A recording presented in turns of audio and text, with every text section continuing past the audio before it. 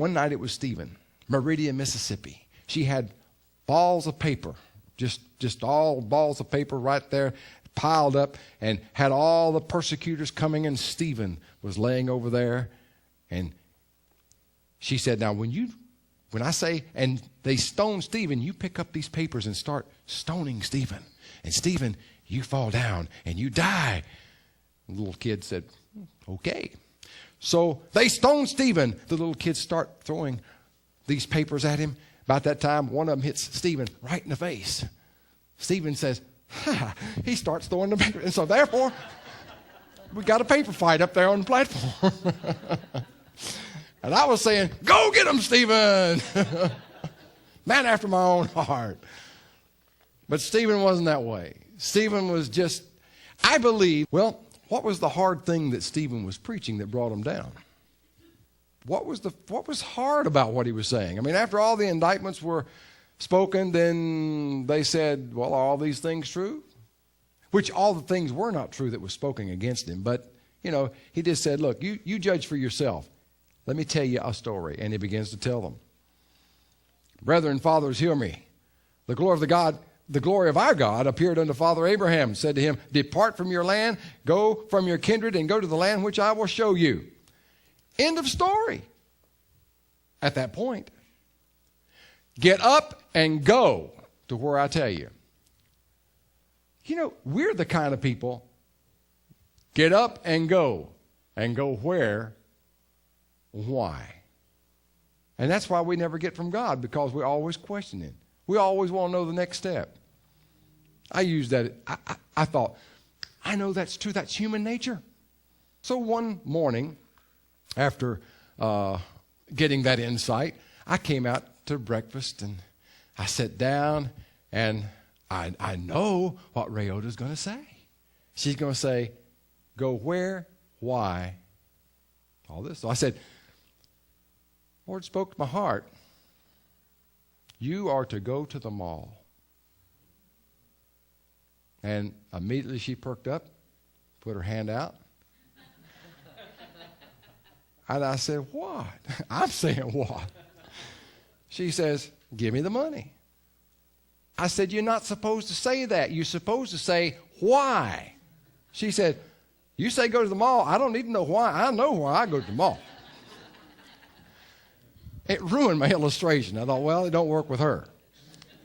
Well, but we do that. I mean, God says go to another land. We're going to say where? And then, and why? And for how long? Abraham didn't do it. You get up and go. And he said, okay. And why? Because he knew that God never makes a mistake. He knew that God knew everything that he didn't. And therefore, he trusted God, and he went. Well, then, he goes on and starts talking about the great patriarch, Joseph. He said, Joseph was sold by his brothers to Egypt, but God was with him and even rescued him. In other words, at the first sign of trouble, Joseph didn't turn his back on God. At the first sign of trouble, he didn't stop. But you think everything has got to be smooth sailing. You think everything got to be like pill soft. But it's not that way. But you have messed up just like your fathers messed up. They always think God is going to cause them to have a bed of roses without any thorns. As your fathers have failed, so have you. Well, I don't want to be guilty of that. I want to know that, hey, when the problems come, and they do, because as long as you're living in this world, there's going to be the thorns. There's going to be the times where you're going to have a situation that's going to be tough. And you're going to think to yourself, well, wait a minute, I've done good. Why would this come upon me? Well, good things happen to bad people, and bad things happen to good people, as Scott said. It's true. So no matter how good you've been, if problems come, don't stop. Don't say, well, I give up. I must not be doing something right. That's why God's letting this happen to me. Did Joseph do that? Was he doing anything wrong? No. Did he do anything wrong when he was even put in that land? No. He ran from doing wrong, in fact. Still got accused, put in jail, in prison. But he remained faithful through it all. You're going to have some problems in life. Remain faithful. Remain faithful. God knows how to lift you up through those times.